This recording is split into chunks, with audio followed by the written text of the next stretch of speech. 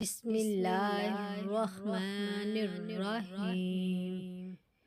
میں نے عرض کیا اللہ کے رسول، میری بہن نے نظر مانی ہے کہ وہ چادر اوڑھے بغیر ننگے پاؤں چل کر خانہ کعبہ تک جائے گی، تو نبی اکرم صلی اللہ علیہ وآلہ وسلم نے فرمایا، اللہ تعالیٰ تمہاری بہن کی سخت کوشش پر کچھ نہیں کرے گا، اسے چاہیے کہ وہ سوار ہو جائے، چادر اوڑھ لے اور 3 دن کے روزے رکھے۔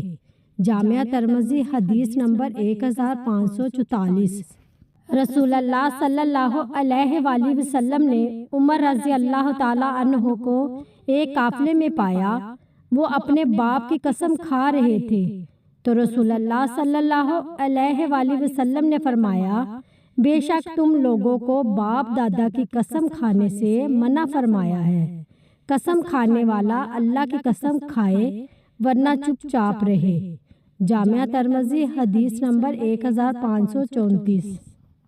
حضرت علی رضی اللہ تعالیٰ عنہ بیان کرتے ہیں، رسول اللہ صلی اللہ علیہ وآلہ وسلم نے فرمایا، تم میں سے ہر ایک کی جہنم میں اور جنت میں جگہ لکھ دی گئی ہے۔ انہوں نے عرض کیا، اللہ کے رسول، کیا ہم پھر اپنے توشہ تقدیر پر بھروسہ کر لیں اور عمل کرنا چھوڑ دیں؟ آپ صلی اللہ علیہ وآلہ وسلم نے فرمایا، عمل کرتے رہو، ہر ایک کو جس کے لیے اسے پیدا کیا گیا ہے میسر کر دیا جاتا ہے۔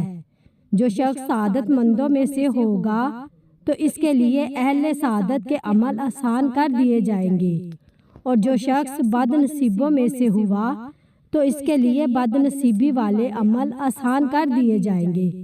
پھر آپ صلی اللہ علیہ وآلہ وسلم نے یہ آیت تلاوت فرمائی، جس کسی نے اللہ کی راہ میں دیا اور ڈرتا رہا اور اچھی بات کی تصدیق کی تو ہم بہت جلد اس کے لیے نیکی کی راہ آسان کر دیں گے۔ مشکوٰۃ المصابیح حدیث نمبر 85۔